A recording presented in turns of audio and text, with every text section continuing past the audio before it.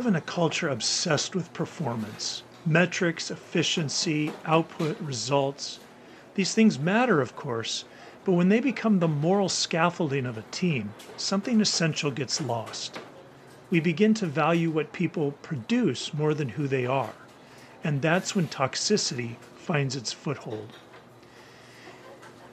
I argue that virtue, not performance, is the antidote to organizational decay.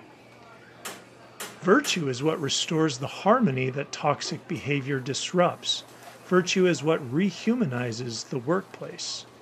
But let's be honest, virtue isn't a word we hear often in leadership conversations. It sounds old-fashioned, maybe even naive. Yet the virtues of prudence, justice, temperance, fortitude are exactly what our teams are starving for. Prudence gives us discernment, the ability to see clearly, to judge wisely, to resist the pull of reactive leadership. Justice reminds us that fairness and equity are not optional extras, but essential commitments. Temperance teaches emotional intelligence, balance, and restraint. And fortitude gives us courage, the courage to confront toxicity, to set boundaries, to pursue truth, even when it's uncomfortable. Virtue is not about perfection. It's about formation.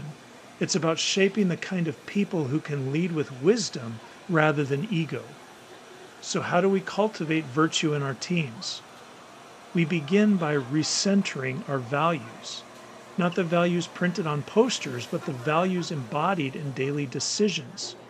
We ask, are we living out humility? Are we practicing courage? Are we choosing justice? These questions recalibrate the moral compass of the team. Next, we model empathy and positive regard. Virtue grows in the soil of respect.